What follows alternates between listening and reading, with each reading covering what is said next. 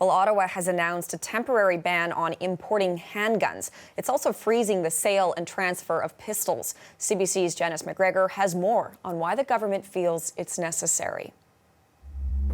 Right, because if you've been following the debate over banning handguns, you might remember that back in May, the government brought in legislation to what it said would freeze handguns, basically have no more acquired in this country and no longer allow handguns to be sold or bought or imported. Now, that legislation has not passed. It reached second reading. It was sent off to committee before Parliament broke for the summer, but it'll probably be on into the fall, just realistically speaking, even with the support of the NDP and the Bloc Québécois, before that becomes law. And in the meantime, people knowing that this freeze was going to take effect have had this kind of window where if you really wanted to have a handgun, you knew that the race was on to get in there and buy one.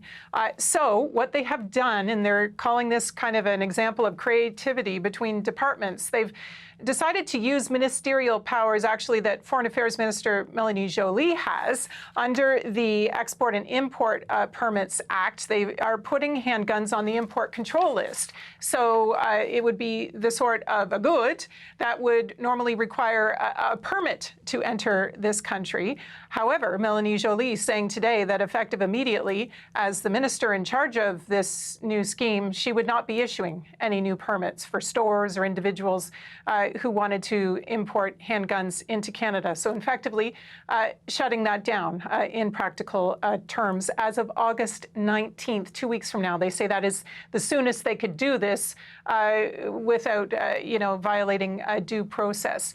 Now, you might be wondering, and you might remember that back in 2020, when they brought in their ban, full-on ban, of what the government calls military-style assault rifles, they immediately brought that into place. So they made the announcement, and like the very next day, you couldn't buy one, you couldn't sell one. It was done. It was shut down.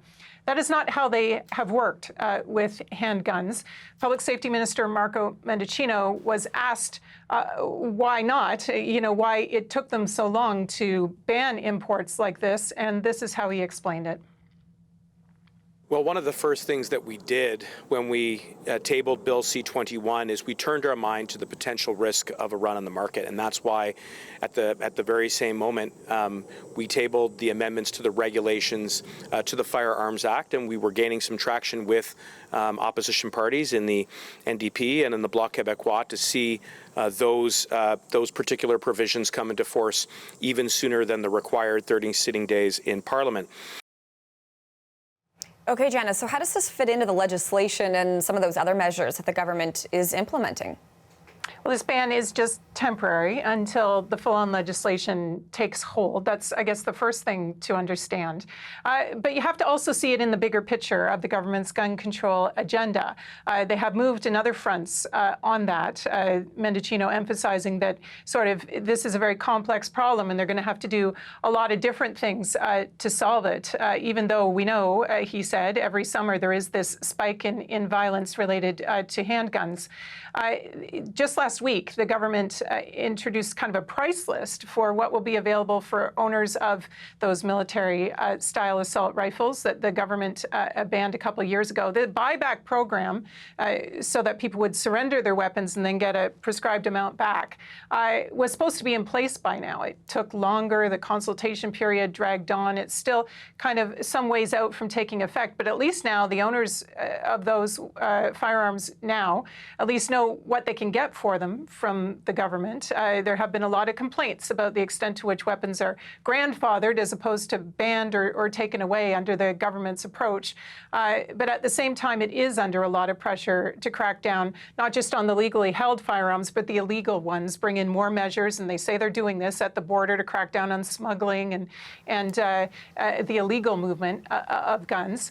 And the government also really emphasizing that as it does all of this, it needs to kind of put into tangible action sort of its goals, its promises, its rhetoric on this. And that is really the knock against it from gun control advocates who say they have simply moved too slow and it has taken too long for them to put in the tangible measures to further control firearms in this country.